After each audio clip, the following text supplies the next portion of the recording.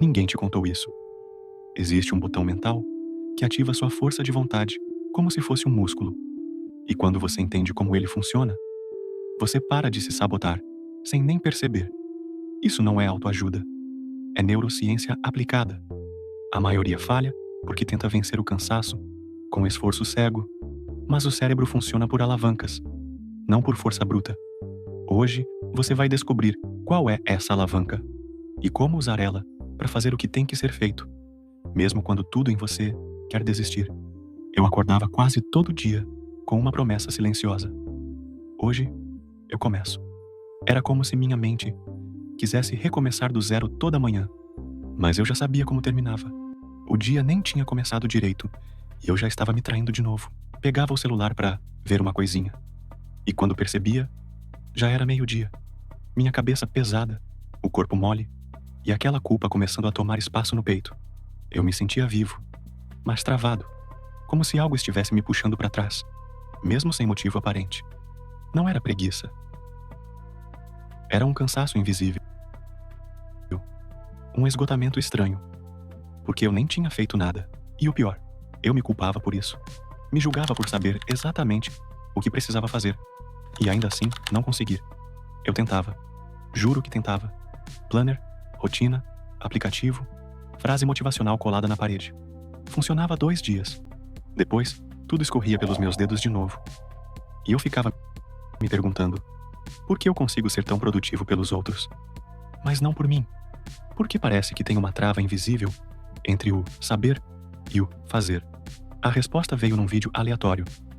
A pessoa dizia que força de vontade não é algo que você tem, é algo que você ativa, como um botão mental, quase um interruptor invisível que a maioria nunca aprendeu a ligar. Naquele dia, algo virou dentro de mim.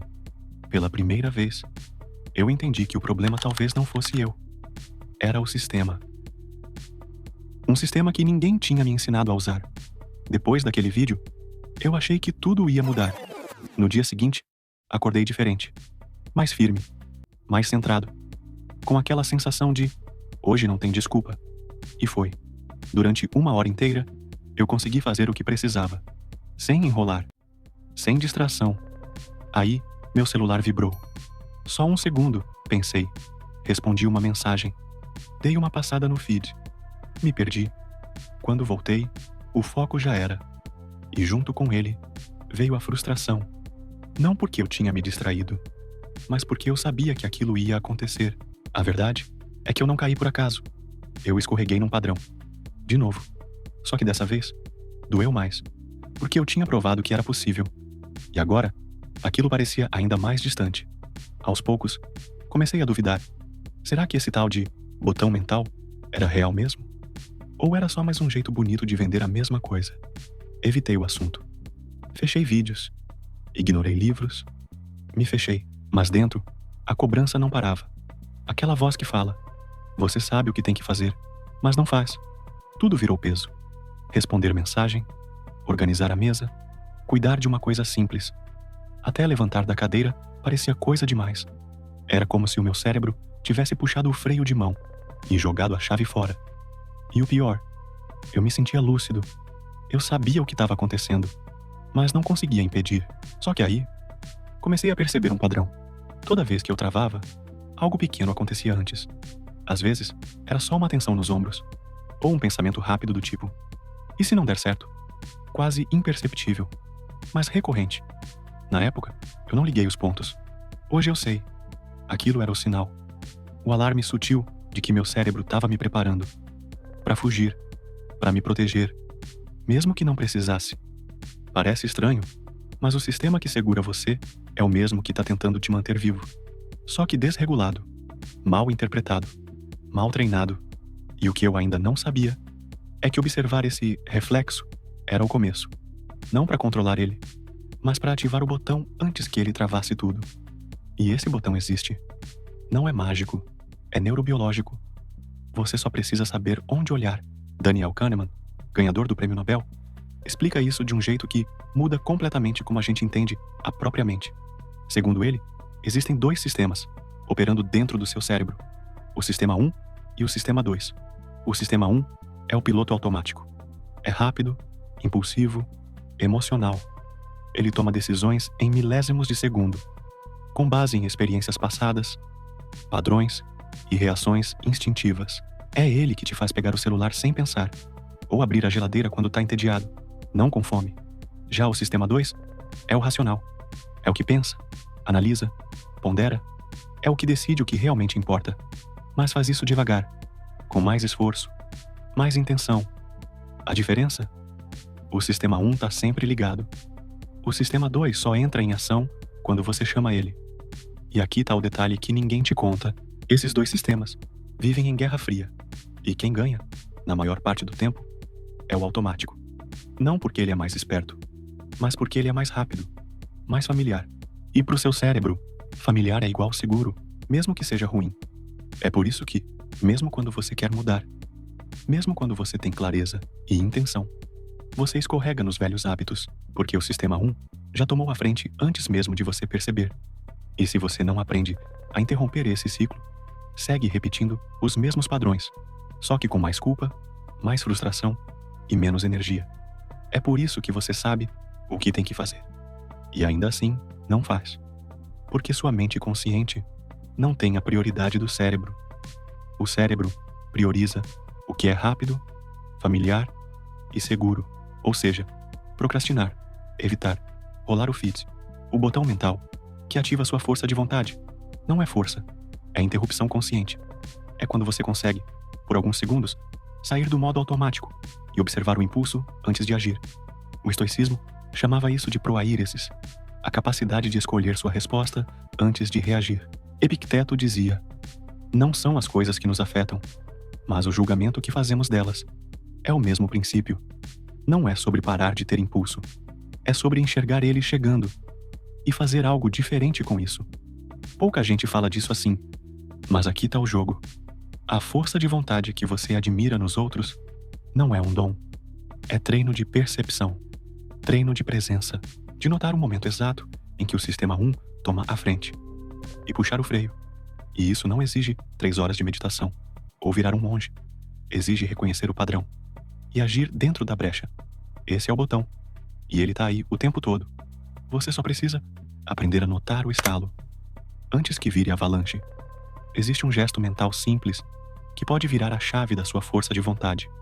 Não leva nem 5 segundos, mas a maioria nunca aprendeu a fazer porque ninguém ensinou onde procurar. Não é uma técnica complexa. Não envolve respiração profunda, nem afirmação positiva no espelho. É algo mais sutil, mais direto, quase invisível para quem vive no automático. O cérebro, na verdade, te dá sinais antes de cada sabotagem. Você só não percebe porque está distraído demais. A virada começa quando você aprende a reconhecer um momento específico, o microespaço entre o impulso e a ação. Essa brecha é onde tudo pode mudar. Se você age antes, é automático. Se você age depois, já é tarde. Mas se você aprende a estar presente no meio disso, você puxa o controle de volta para você. Esse é o botão. Só que tem um detalhe. Você não ativa ele pensando. Você ativa sentindo. E é aí que a maioria trava. Porque tentar resolver tudo com lógica é justamente o que tira você do estado necessário para ativar esse mecanismo. Quer saber como acessar esse ponto com precisão? Então segura isso por mais um segundo.